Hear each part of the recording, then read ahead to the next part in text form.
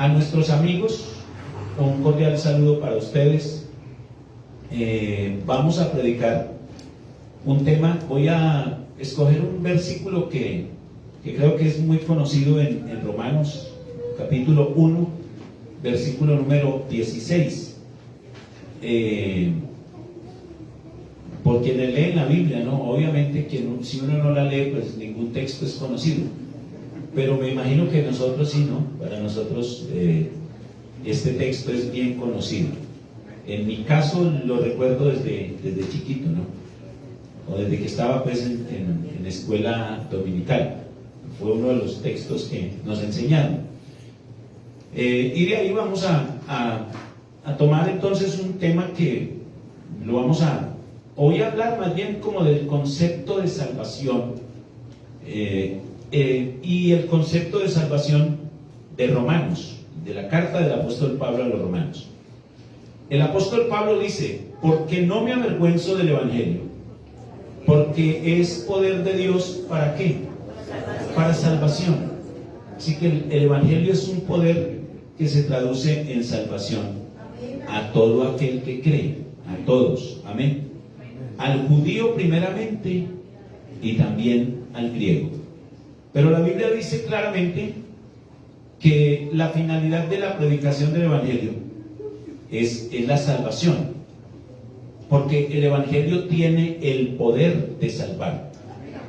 Ninguna otra persona, ningún otro medio, ningún otro mensaje, ninguna otra filosofía pueden salvar.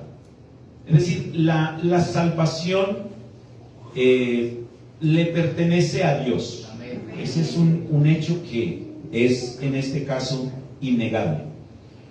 Quisiera decirles, a la luz de la Biblia, del Antiguo Testamento y del Nuevo Testamento, o darles más bien una definición de salvación.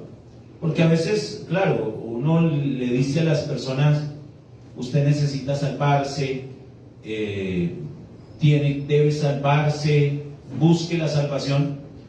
Pero a veces ni el concepto lo tenemos claro. Entonces voy a mencionarles, digamos, cuál era como el concepto que tenían los judíos, el pueblo de Israel, en el Antiguo Testamento, cuando ellos se referían al hecho de que Dios los salvaba. Entonces, para ellos, salvación significaba, en primer lugar, la preservación diaria de la vida.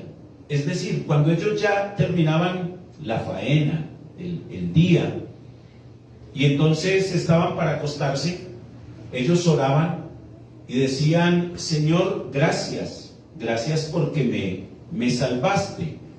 Pero estaban refiriéndose al hecho de que Dios les había preservado un día más la vida, y que durante ese día ellos habían enfrentado sin número de situaciones. Hermanos, cuando uno ve la vida, la verdad es que la vida pende de un hilo.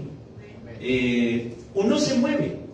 Es cierto, cuando los sociólogos hablan de la vida, siempre hablan de que hay mayor posibilidad de llegar a viejo que de uno morirse. La vida, el hombre está hecho para que él logre sobrevivir y tiene muchas probabilidades de llegar a viejo. Eso es cierto. Es decir, en la estadística está esa probabilidad.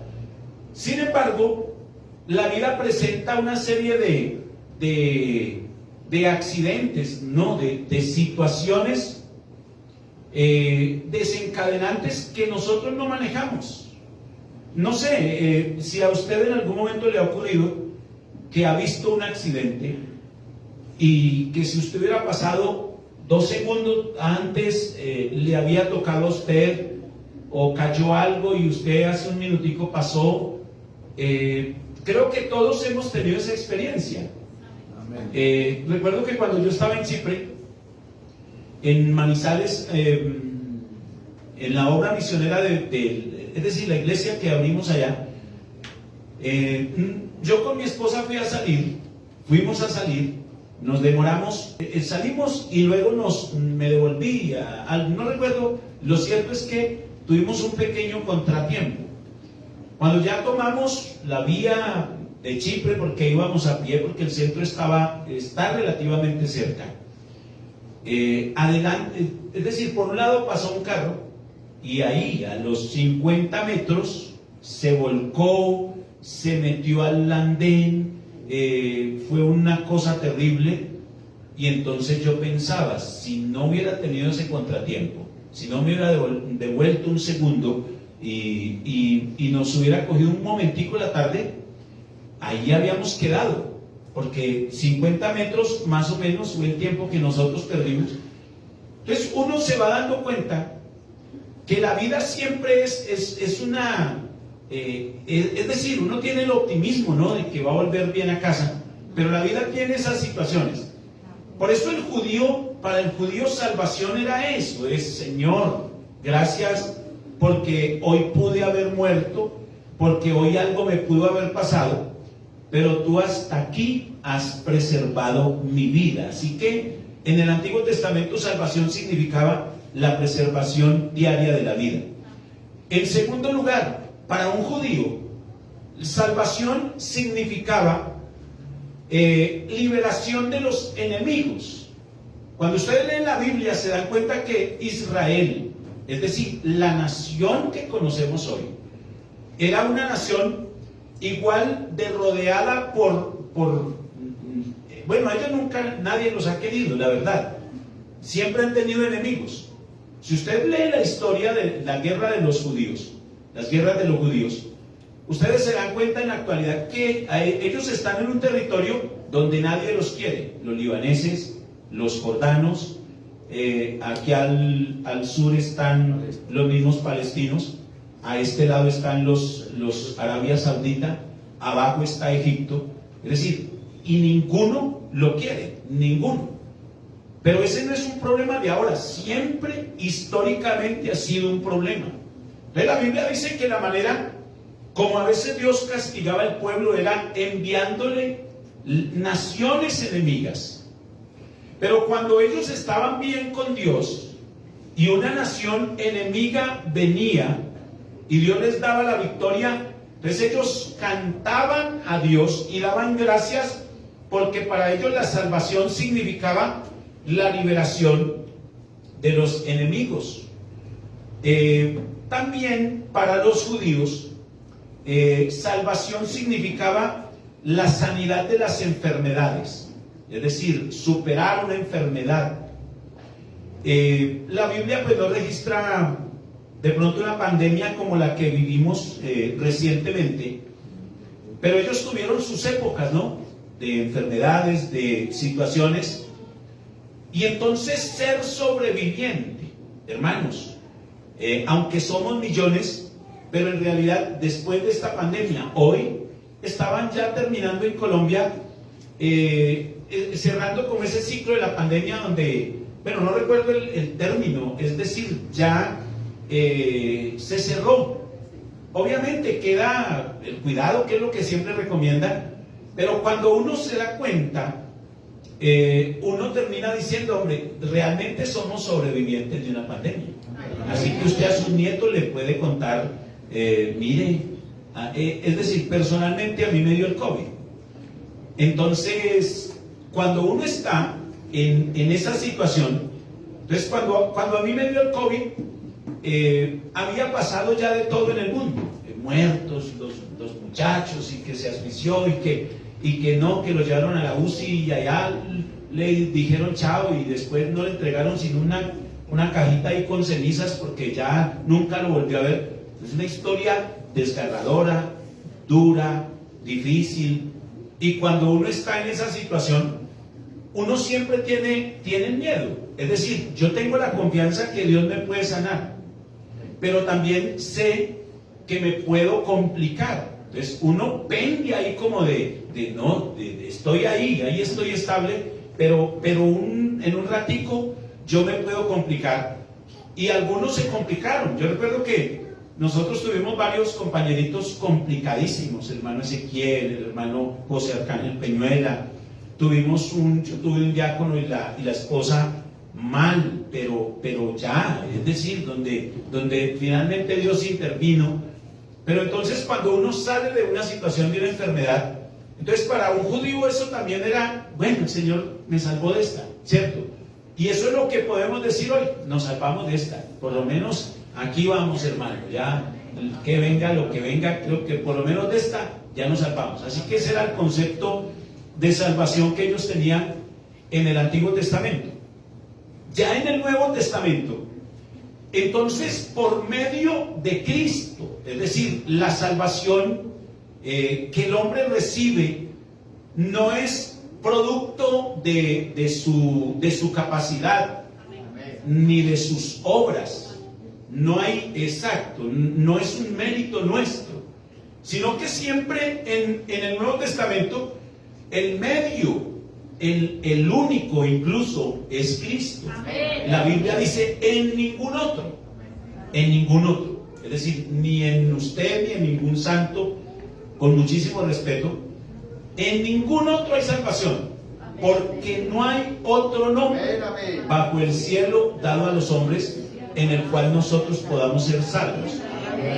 La salvación no es, digamos que no es un mérito ni es un esfuerzo nuestro, sino que al Señor le ha placido salvarnos. Ahora, ¿de qué el Señor en el Nuevo Testamento nos salva? Entonces, en el Nuevo Testamento, digamos que aparece una dimensión espiritual que a veces el ser humano no logra ver. La Biblia dice, el hombre natural no percibe las cosas que son del Espíritu, es decir, no alcanza a percibir la dimensión espiritual, pero el hombre está perdido porque hay una situación. Entonces, en este caso, el hombre está perdido en el pecado y por eso salvación significa liberación del dominio del pecado. Amén. Bueno, permítanme explicarles, hay una cosita. Cuando usted tenga tiempo, amigo, léase el libro de Romanos. Para mí es un libro clave. Entonces, el capítulo 7 del libro de Romanos, el apóstol Pablo hace una exposición de lo que es el pecado. Aunque no define, es decir, no hay una etimología, pero él sí va a mencionar varias cositas que son interesantes. Él dice que el pecado es una ley. Es decir, es algo que está dentro del ser del hombre, es una fuerza, dice la Biblia, que ejerce poder sobre él, ejerce control sobre él. Tanto que el apóstol Pablo dice, no hago el bien que quiero, sino el mal que aborrezco. Es decir, el hombre en su razón normal, él aborrece ciertas consecuencias del pecado. Verse uno en un andén, hecho una nada, acabado por un vicio. Es decir, las consecuencias del pecado son nefastas, son terribles. Porque el apóstol Pablo está diciendo que es una fuerza que arrastra al hombre donde él no quiere. Entonces él dice, y yo hallo una ley. Hallo en mí que aunque yo quiero hacer lo bueno, hay una ley que me obliga. Entonces, en este caso es una fuerza que somete al hombre, que tiene la capacidad de reducirlo, de acabar con su moral, con su voluntad, va en contra de sus principios, lo reduce, no puede. El apóstol Pablo parece ser un hombre como entregado cuando él dice, miserable de mí, ¿quién me librará de este cuerpo de muerte? Refiriéndose a que el pecado tiene un dominio, reina sobre la vida de la persona, asume el control de la persona no tiene voluntad propia cuando está bajo el efecto del pecado, y entonces El hombre anhela liberarse, pero el pecado es su amo, el pecado es su señor, el pecado termina siempre llevándolo donde no quiere, digamos que obligándolo a hacer lo que no quiere. Entonces el hombre termina siendo un esclavo. Es decir, la gente tiene una confusión, y es que la gente cree que es libre para pecar, pero cuando él quiere salirse del pecado se da cuenta que no está libre, es un esclavo más, no puede, ¿verdad? Entonces la Biblia dice que la salvación es la liberación del dominio, es decir, del poder del pecado. Ahí quiero mencionarles otra cosita. Cuando el apóstol Pablo menciona Romanos, capítulo número 6, él dice una cosa, él dice que pues pecaremos para que la gracia abunde. Es decir, como la gracia se manifiesta donde hay más pecado, entonces pequemos para que la gracia de Dios. Él dice no, de ninguna manera, porque los que hemos ¿qué? Muerto, esa es la palabrita, muerto al pecado, ¿cómo viviremos aún en él? Noten ustedes el término que utiliza Pablo. Mientras que en otra parte el pecado es el arrepentimiento es un cambio de mente, de propósitos, de corazón, de miras. En el capítulo 6 de Romanos, al arrepentimiento se le llama muerte. Y les voy a explicar por qué. El hombre por sí solo no puede liberarse del pecado. Cuando el hombre se encuentra con el Señor, entonces el Señor lo señala y le dice: tú eres un pecador y tú estás del otro lado. Por eso el pecado te domina, por eso el pecado te controla, por eso estás bajo el juicio de Dios. Y entonces el hombre le dice: Señor, ¿y cómo paso al otro lado? Es decir, ¿cómo me salvo? ¿Cómo hago yo para pasar de esta condición a donde tú estás? Entonces el Señor le dice: entonces muérete. Por eso digamos que arrepentirse es morirse al pecado. Una persona que se arrepiente se está negando a seguir bajo el dominio del pecado. Le dice: mientras yo vivo para ti, tú me dominas, tú me mandas donde no quiero, tú haces conmigo lo que no quiero. Tú me robas la felicidad, tú me robas la vida, tú me acabas, tú me estás destruyendo. Entonces el Señor le da la clave, le dice: muérete. Y entonces el hombre decide morirse, es decir, arrepentirse es morirse. Cuando el pecado ve al hombre muerto, ya no lo puede obligar, ya está muerto, ya no lo puede llevar a pecar. Ya no lo puede llevar a la discoteca, no, él está muerto, no lo puede levantar de ahí. Entonces, por eso es que ahí en el capítulo 6 luego aparece el bautismo. Entonces, ¿qué dice la Biblia? El hombre se identifica con Cristo ¿en qué? En el bautismo, es decir, en su muerte. Así como Cristo murió, el hombre muere. Como Cristo fue sepultado, entonces listo, ese hombre que está en ese extremo bajo el dominio del pecado, entonces él va y es sepultado. Por eso es que el bautismo no es simplemente una ceremonia que la iglesia realiza, sino que tiene un simbolismo demasiado profundo, demasiado grande. Y entonces cuando la persona se bautiza, entonces es identificarse con Cristo en su muerte, en su sepultura.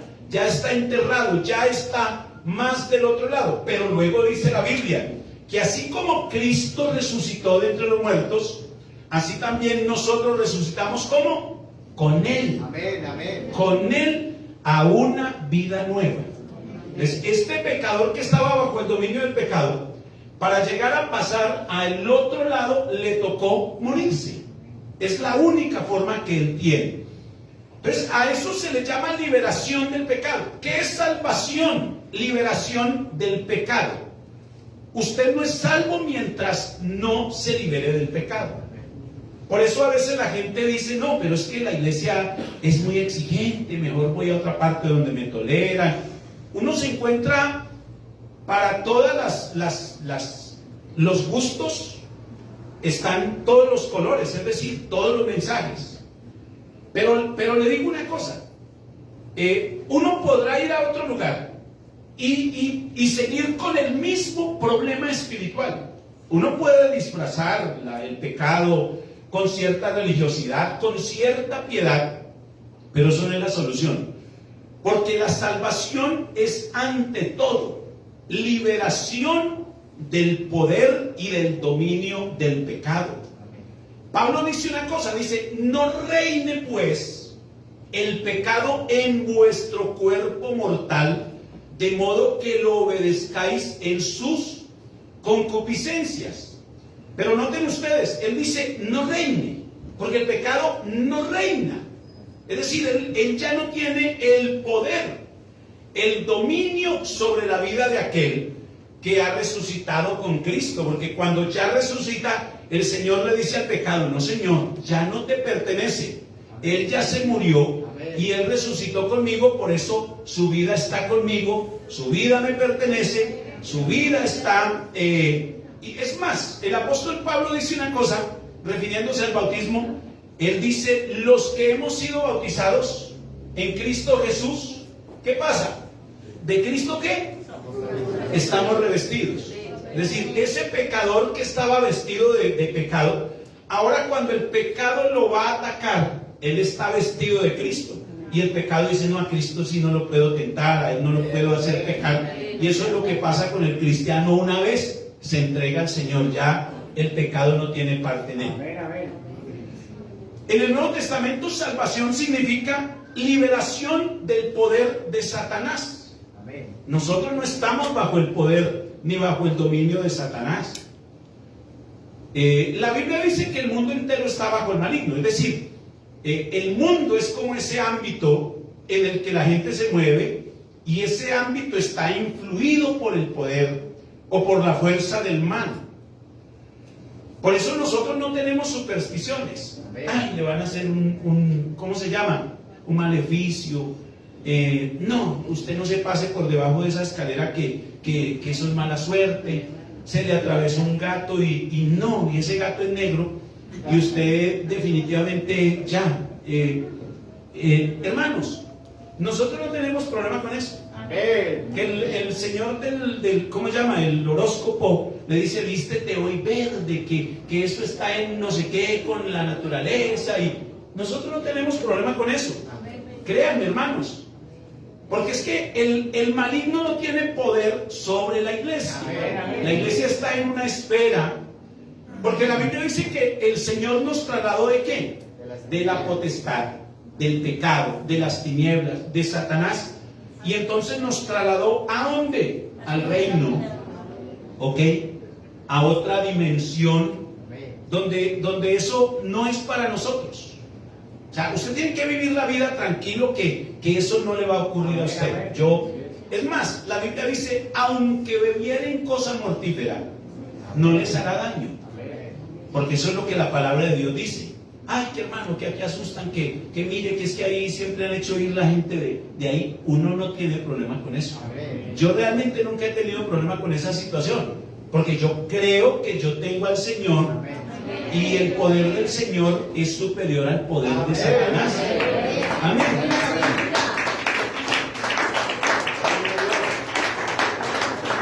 Salvación en el Nuevo Testamento es digamos, la liberación del juicio de Dios.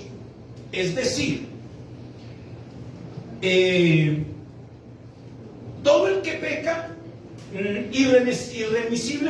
irremediablemente más bien, muere.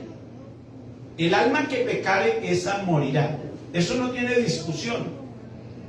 Nosotros íbamos rumbo al juicio de Dios, pero hay una cosa importante. La Biblia dice, cuando el Señor, más bien Isaías, en la Biblia dice en Isaías 53, hablando de la obra de Cristo en el Calvario, dice que Él llevó, ¿cierto? nuestras enfermedades. ¿Qué más? Sufrió nuestros dolores. Pero hay una palabrita, hay una frasecita que dice: el castigo de nuestra paz fue sobre él. Ok, ¿eso qué quiere decir, hermanos?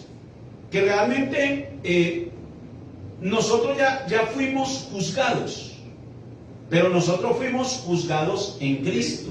Amén. Cuando nosotros estábamos listos para ir al juicio de Dios, entonces el Señor se sometió al juicio de Dios. Es decir, el castigo por el pecado nuestro lo cargó el Señor. La ira de Dios toda se descargó sobre Cristo. El Señor cargó en él, dice la Biblia, el pecado nuestro, el pecado de todos los hombres. Por lo tanto, nosotros estamos exentos del juicio de Dios. Pablo pregunta: ¿quién juzgará a los cristianos? En Romanos el capítulo 8. ¿Quién nos acusará? Es decir, ¿quién nos irá a hacer juicio? Entonces la Biblia dice: no, Él es el que justifica. Amén. Es decir, es el que se colocó en el lugar nuestro y a nosotros nos vistió con la justicia de Él. Por lo tanto, no hay juicio, no hay la posibilidad de que la iglesia, de que un cristiano pase por el juicio. Cuando nosotros hablamos del tribunal de Cristo, la verdad es que ese no es un juicio, ese en realidad es es decir, en la teología eso se llama el bimá de Dios. Es como el podio donde el Señor llamará a las personas para premiarlos. Algunos tendrán premio, algunos no tendrán premio, esa es la realidad. Pero en cierta forma no es un juicio, es decir, el que está en el cielo, ya de allá no lo van a devolver. Pero la Biblia sí habla de un juicio. Vi un trono blanco y en el trono uno sentado, de delante del cual huyeron ¿qué? El cielo, la tierra, ningún lugar se halló para ellos. Y vi a los muertos, es decir, a todos los hombres que se han muerto a lo largo de la historia. Dice: grandes y pequeños, importantes o no, ahí estaban. El mar entregó sus muertos, el Hades entregó sus muertos, la muerte devolvió los muertos. Es decir, donde estén van a ser devueltos. Y luego dice la Biblia que habrá un juicio. La Biblia, hay una versión que dice que el tribunal entró en sesión, es decir, el Señor se sentó a juzgar y abrió los libros y abrió el libro de las obras de cada persona. Y la Biblia dice que luego va y mira en otro libro, y entonces el que no se halle inscrito en ese libro, que es el libro de la vida, será lanzado al lago que arde con fuego y azufre, que es la muerte segunda. Por eso el Señor, cuando mandó a los discípulos a echar fuera demonios, a hacer milagros, entonces ellos vinieron contentos. Hicimos milagros, echamos fuera un demonio. Había por allá una señora que estaba llorando un muerto y se lo resucitamos, Señor. Y ellos venían felices. Pero ¿qué dijo el Señor? Bueno, regocíjense más bien que sus nombres están inscritos en el libro de la vida. Cuando el Señor lo salva a uno, parece ser que borra de allá del infierno, del juicio de Dios, el nombre suyo. Les manda a alguien: por favor, bórreme el nombre del fulano ese. Que él iba para allá. Y alguien le dice: sí, Señor, ha sido muy malo, va para allá. Él dice: no, Señor, ya no va para allá. Yo ya le borré el nombre de allá y ahora le inscribí su nombre en el libro de la vida. Y ya es salvo.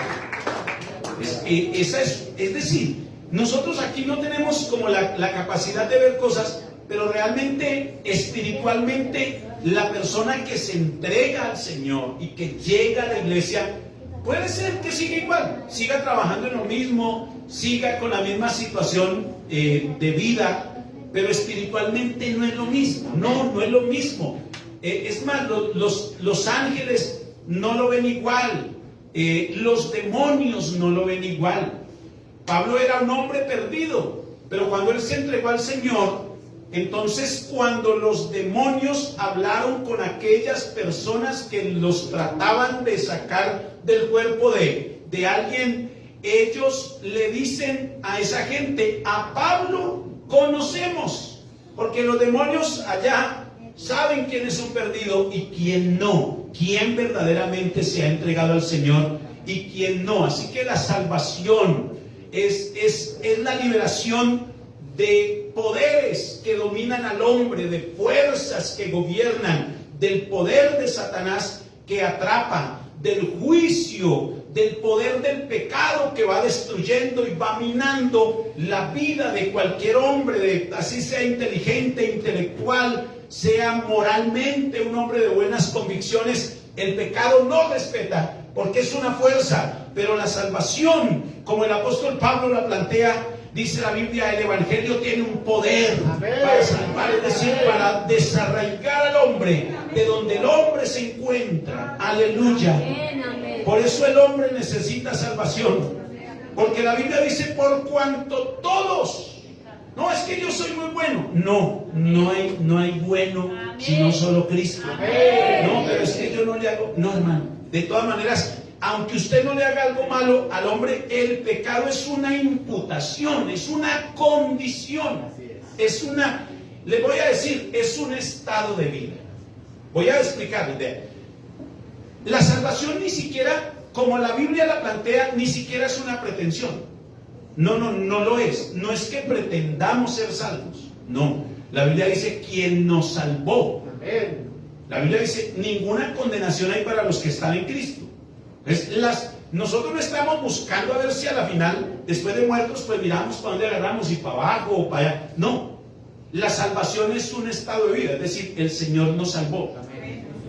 Somos salvos. Es como es un estado de vida, la persona es salva aunque no esté aquí en el culto. Donde esté es salvo. Siempre y cuando no esté pecando es salvo. Estaba de vacaciones y por ahí murió, tranquilo. Si no estaba haciendo nada malo, porque usted está en un estado de salvación. Pero lo contrario también es cierto. Es decir, la condenación es un estado de vida. No, pero es que él no estaba robando cuando lo mataron. Pero si murió en pecado, es decir, en un estado de pecado, no hay nada. Es porque es un estado. El hombre necesita cambiar de ese estado de donde está a otro estado de vida, que es el de la salvación. Porque la Biblia dice: todos pecaron, están destituidos. Por cuanto el pecado entró en el mundo por un hombre, y por el pecado la muerte, así la muerte pasó a todos los hombres, por cuanto todos. Y vuelve Pablo y dice: todos pecaron. Por cuanto todos pecaron. Son dos frases que se repiten. Digamos que los hombres todos están perdidos. Y voy a mencionarles así, ya aunque se nos fue el tiempo. Esto significa al menos 7 cosas para un perdido. Primero, el hombre está separado de las bendiciones de Dios. Las bendiciones de Dios, aunque bien es cierto, son cosas materiales. La Biblia habla que el pacto de este tiempo está hecho sobre mejores promesas. Es decir, las bendiciones en este tiempo son espirituales.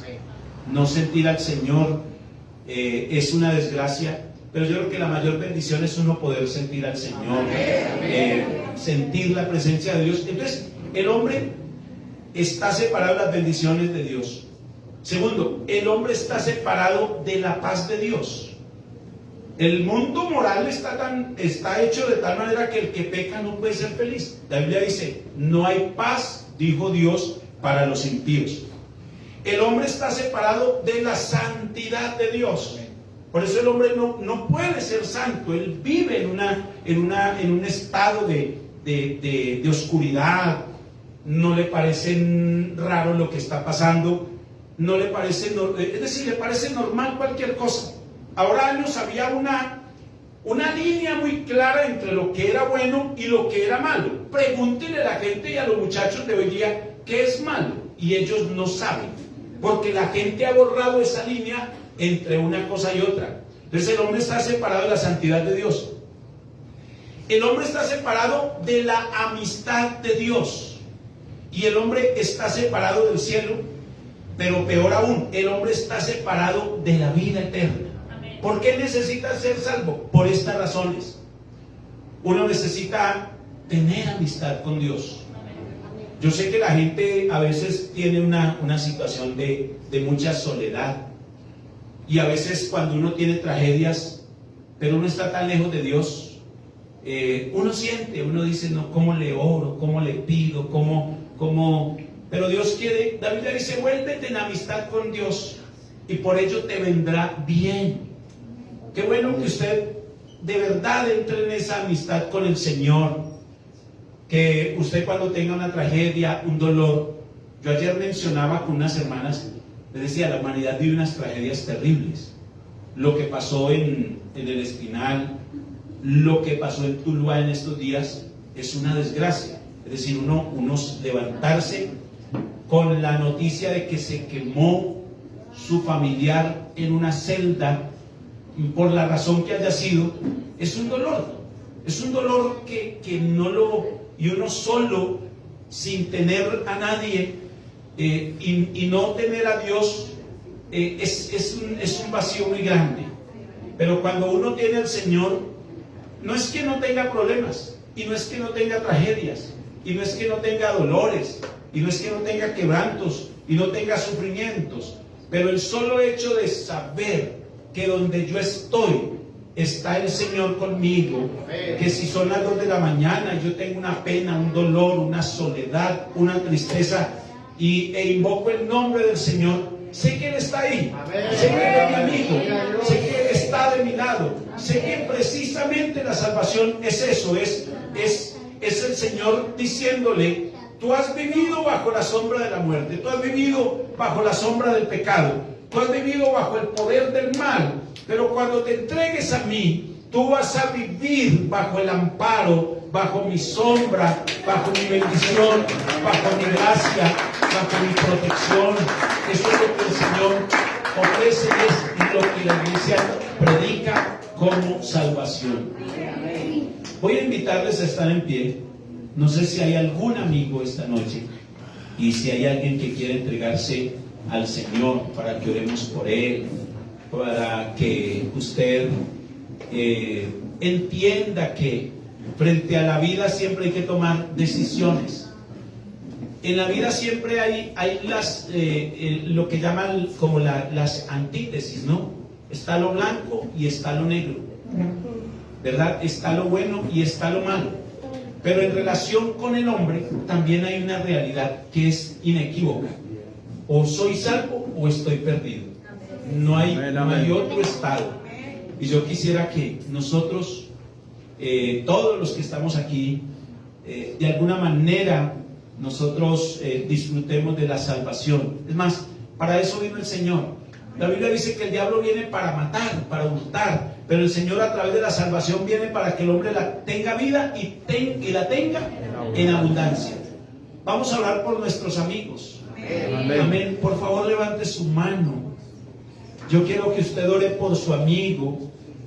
Hermano, la condenación, aunque es a futuro será una desgracia en el infierno, pero estar perdido hoy día es un dolor. La gente sin Dios vive una tragedia. Yo sé que usted también tiene problemas, pero usted no está solo, porque usted tiene al Señor, porque usted es salvo, porque usted lo acompaña a la bendición del Señor, porque usted no tiene esa fuerza del pecado que lo gobierna. Pero hay gente que está sola, hay gente que no quiere vivir, hay gente que se quiere suicidar, hay personas que están en esa agonía. ¿Por qué no predicarles al Señor y por qué no interceder por ellos esta noche para que Dios obre en sus corazones solitarios, vacíos? Dile: Señor, ayuda a nuestra gente, ayuda a nuestros amigos, ayúdame a hacer una refán con una responsabilidad y con el afán de que si ellos nos entregan se pierden. Ayúdame a sentir el dolor de la gente. Ayúdame a sentir lo que tú sientes por el perdido, Señor, por el solo, por el abandonado, por el drogadicto, por aquella persona que está en una miseria y en un dolor. Ayuda, Señor, nuestra gente. Ayúdanos a ser la iglesia que proclama la salvación.